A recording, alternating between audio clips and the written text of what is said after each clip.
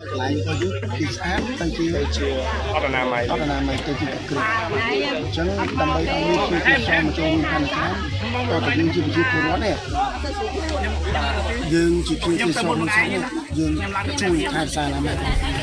ដើម្បីឲ្យបងប្អូនយើងកាន់តែមានជាជាច្រើន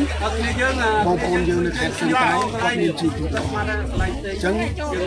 បងប្អូនជួយលេងនៅខាងខ្ញុំធានាថាបងប្អូននឹងមិនខកបំណងសារមែនទេខ្ញុំមក10 10បាទ អូខេមកនៅទីនេះសម្រាប់ជាលើកទី1ឬមួយក៏ធ្លាប់មកទេ បើខ្ញុំមកជាលើកបើស្ទឹងតែខ្ញុំមកច្រើនដងហើយប៉ុន្តែបើមកកោះហាននេះគឺខ្ញុំមិនដែរមកទេខ្ញុំធ្លាប់ទៅឃើញតាមរូបភាពផ្សេងៗរបស់បងប្អូនយើងតាមម្ដងណាតែសម្រាប់ខ្ញុំខ្ញុំអត់ធ្លាប់ទេតែដល់ពេលមកខ្ញុំពិតជាមានខ្ញុំនិយាយថាជីវិតខ្ញុំផ្សារភ្ជាប់មួយនឹងធម្មជាតិខាងខ្ញុំឃើញស្អាតខ្ញុំមានអារម្មណ៍ថាដូចពិតជាតាក់ទាញមែនទែនបាទអញ្ចឹងខ្ញុំចង់ជួយបងប្អូនទាំងអស់គ្នាជាពលរដ្ឋកម្ពុជាក៏ដូចជាជនជាតិអន្តរជាតិពេលមកដល់ស្ទឹងត្រែងកុំភ្លេចមកកំសាន្តនៅស្ទើរនៅកោះហាន បាទអរគុណបាទ